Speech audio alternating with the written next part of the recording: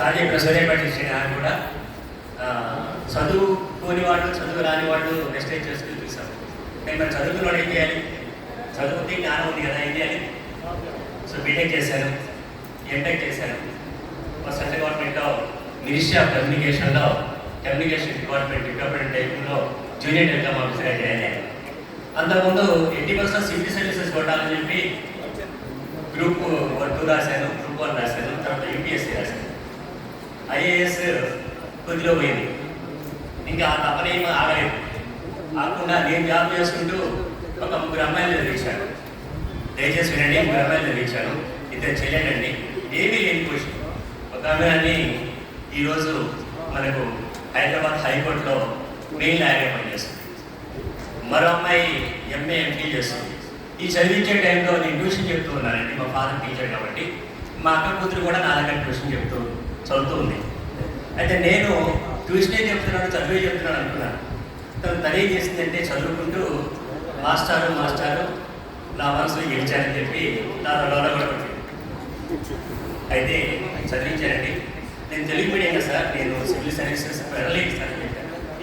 ఎందుకు వెళ్ళలేవు, నేను వెళ్ళినప్పుడు నువ్వు ఎందుకు చేయలేవు అని చెప్పాను. ఆ తర్వాత డిప్టీ తహసీల్దార్గా సెలెక్ట్ అయ్యాను.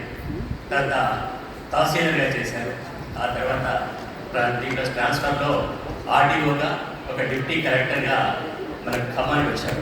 ఖమ్మం జిల్లా డిప్టీ కలెక్టర్గా చేశాను. ప్రస్తుతం హైదరాబాద్ ట్రాన్స్ఫర్ అవుతుంది.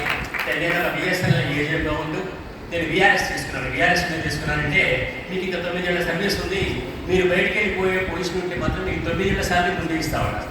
హ్యాపీగా ఏరియన్ చేసి విఆర్ఎస్ తీసుకున్నాను. ఎందుకంటే లైఫ్లో చేయాల్సింది చాలా ఉందని తెలుసు కాబట్టి విఆర్ఎస్ తీసుకున్న వెంటనే నాకు కరోనా వచ్చిన టైంలో ఈ యొక్క వెస్టేజ్ పరిచయం అయింది. నాకంటే ముందు మాట్లాడిన మా ఫ్రెండ్స్ వల్ల ఇంకా వెనక తిరిగి చూసుకోలేదండి. నేను జాయిన్ అయిపోయాను, టీమ్ బిల్డప్ చేస్తూ వచ్చాను. నేను తెలంగాణ ఉద్యమంలో సెంట్రల్ గవర్నమెంట్ జేఏసీ స్టాఫ్ ఇచ్చి చాలా పెద్ద ఎత్తున చేశాను. ఎంత చేయాలో చేశాను. ఇంకా లైఫ్లో ఇంకేదో చేయాలనే ఉద్దేశంతో టీంలోకి వచ్చాను. నేను జాబ్ చేసి ఎవరికి ఒక చిన్న ఉద్యోగం కానీ ఒక 10,000 కానీ ఇవ్వలేకపోయాను. కానీ దీంట్లో ఒక చిన్న టీం 500 టీం ఇప్పటికి కూడా స్టార్ట్ అయితే ఉన్నప్పటికీ 500 టీంలోనే నా టీం నుంచి మోర్ దాన్ 10,000 దాదాపు 15 మెంబర్స్ తీసుకుంటూ ఉన్నాను. అంటే నేను స్టార్ట్ చేసుకోగలిగాను. అంటే నేను దీంట్లోకి ఎందుకు వచ్చానంటేనండి, మా చిన్న పాప పెద్ద బాగా చదువుతాడు, వాడు చదువుకుంటాడు, వాడు ఇంటర్మీడియట్ ఉంటాడు.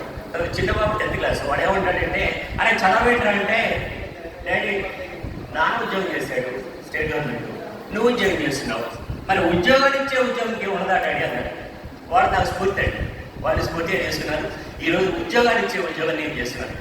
మరి ఒక ఏజెంట్గా ఉంటూ నేను ఒక డిప్టీ కలెక్టర్ హైదరాబాద్గా పనిచేస్తూ మా ఆఫీసెస్ ఉన్న టైంలో మేమే చేస్తుంటే మరి మీరేం చేయాలి చెప్పండి? చేయాలి కదా. సో డిసైడ్ అండి, మీరు ఇక్కడి నుంచి వెళ్ళబోయే ముందు డిసైడ్ అయ్యి ఈ హాల్ నుంచి వెళ్ళిపోయి ఖచ్చితంగా మీరు చేయగలుగుతారు. Never give up. 80% వాళ్ళవద్దు. ఎన్నో వస్తుంటాయి, ఎందుకంటే మేము చూస్తూనే ఉన్నాం కదా, ఎన్నో వస్తుంటాయి. 80% వాళ్ళవద్దు. నెవర్ గివ్ అప్ స్టేటస్లో వెళ్ళండి.